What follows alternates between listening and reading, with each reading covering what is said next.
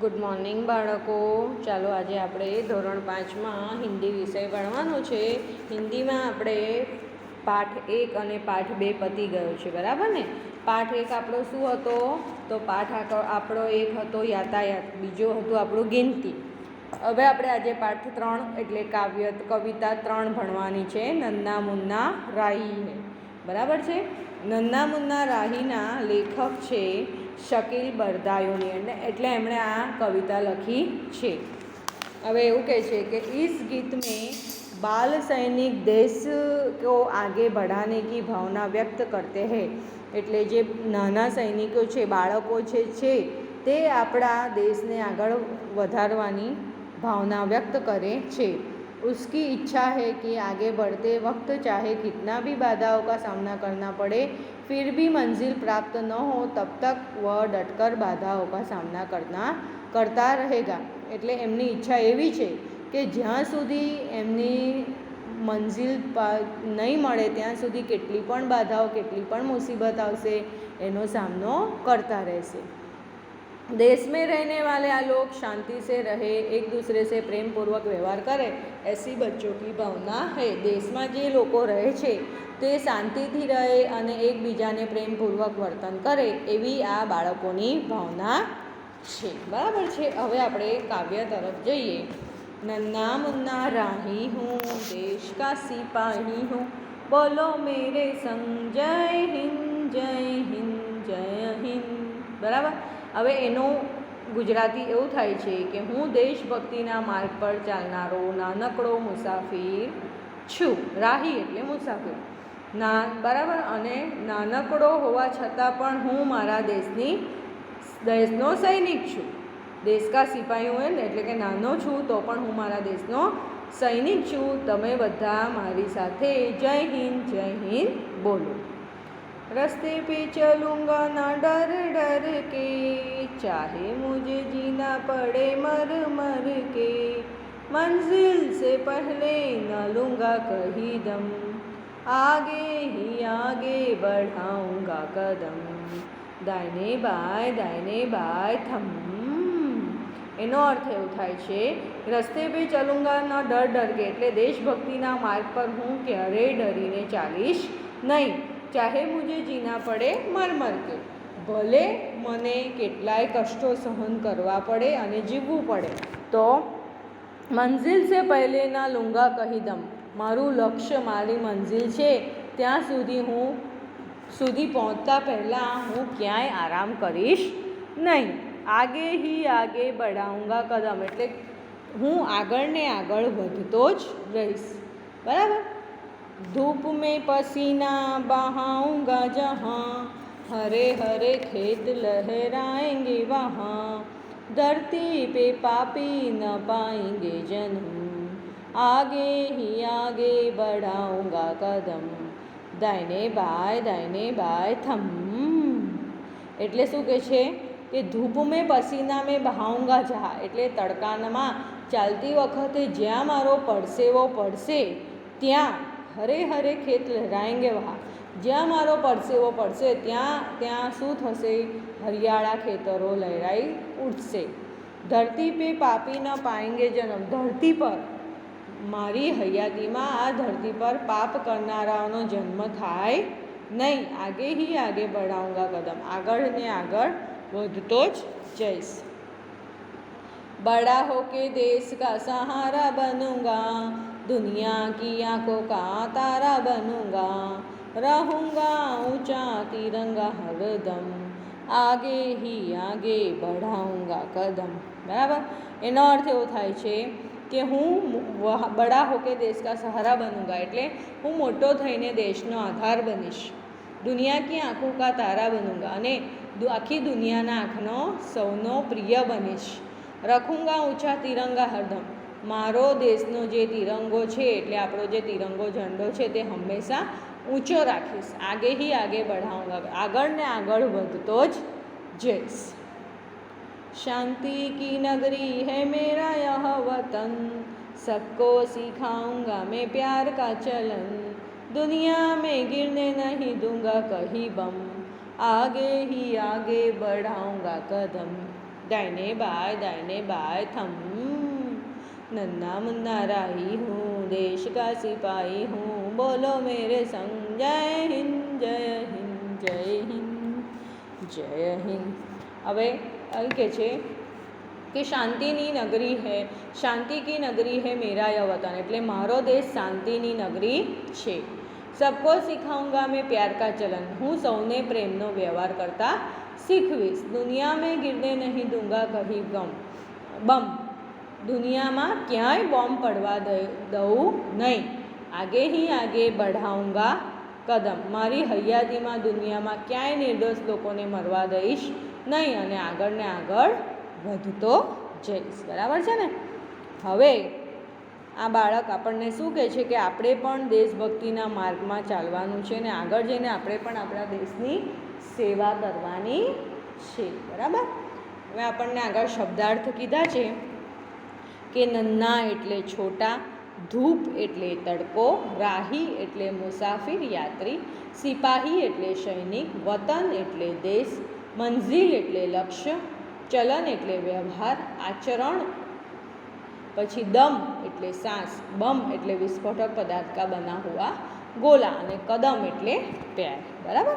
અને એક મુહાવરો આપ્યો છે આંખો કા તારા એટલે બહોત પ્યારા। બરાબર। હવે આપણને નીચે અભ્યાસના પ્રશ્નોના જવાબ આપ્યા છે કે ऐसे कार्य बताओ जो तुम देश सेवा के लिए करना चाहते हो या करते हो। तो આપણે કયા કયા કાર્ય કરીએ તો દેશની એક જ વસ્તુ કરીએ, જો ઝઘડીએ નહીં, કચરો કચરાપેટીમાં નાખીએ, પાણી સાચવીએ, વીજળી સાચવીએ, સારી રીતે ભણીએ। बराबर। मैं किसी से झगड़ा या गाली गलौज नहीं करूँगा, कूड़ेदान में कूड़ा डालूँगा, पानी की बचत करूँगा, बिजली की बचत करूँगा और अच्छी तरह पढ़ाई करूँगा। बराबर। आगर प्रश्न है अगर तुम सिपाही होते तो क्या करते। सिपाही होता तो આપણે શું करता तो डटकर सरहदों की रक्षा करता, किसी भी मुसीबत में राष्ट्र का दोह न करता, आपत्ति के समय मेरे प्राण भी दे देता।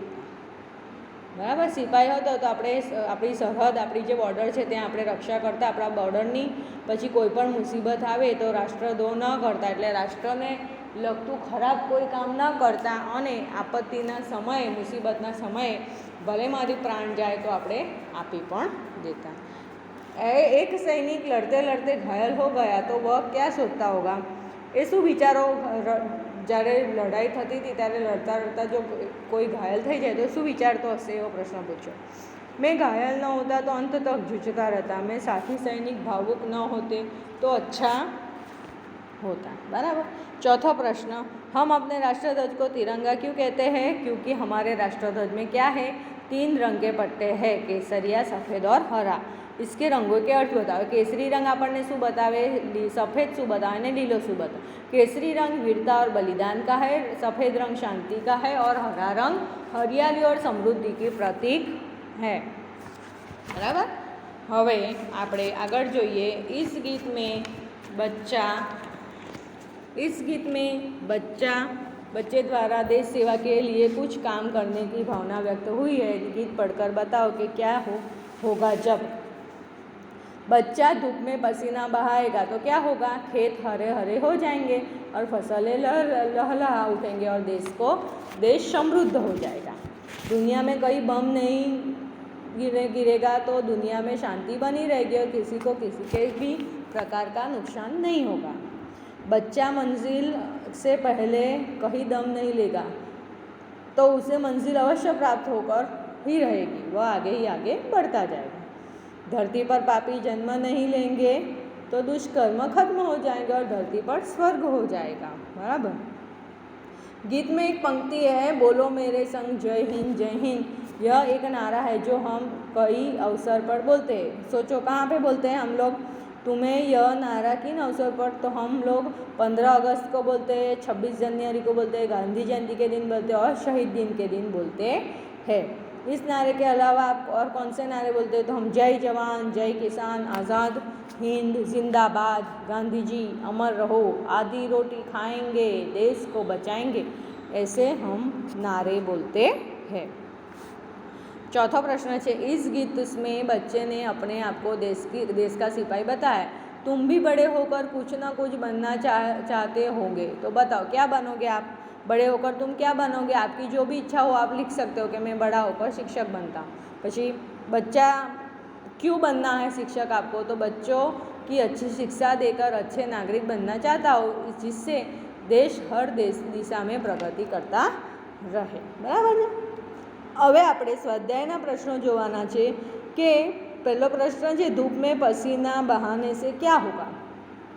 तो धूप में पसीना बहाने से खेत फसल से लहलहा उठेगी। दुनिया की आंखों का तारा कौन है? तो दुनिया की आंखों का तारा नन्हा मुन्ना राही सिपाही है, बनकर दुनिया की आंखों का तारा बनेगा। नन्हा राही सबको क्या सिखाएगा? तो नन्हा राही सबको प्यार भरा व्यवहार सिखाएगा। नन्हा राही दुनिया में क्या गिरने नहीं देगा? तो नन्हा राही दुनिया में बम नहीं गिरने देगा। देश का सिपाही कौन है? नन्हा बालक। नन्हा राही रास्ते पर कैसे चलेगा? नन्हा राही रास्ते पर निडर होके सीना तान कर चलेगा। बराबर। હવે આગળ પાના નંબર 17 પર આપણને વિરોધી શબ્દ આપ્યા છે, એને વિલોમ પણ કહેવાય છે। તો આગેનું શું થાય? આગેનું વિરોધી થશે પીછે। બરાબર। પછી દાયા બાયા, ધરતી આકાશ, ધૂપ છાવ, ઊંચા નીચા અને બડાનું છોટા। બરાબર। હવે બીજું છે, આ બધા શબ્દોને આપણે વાક્ય બનાવવાના કે મેં બડા ભાઈ કિસાન હે, મેરા છોટા ભાઈ ડૉક્ટર હે।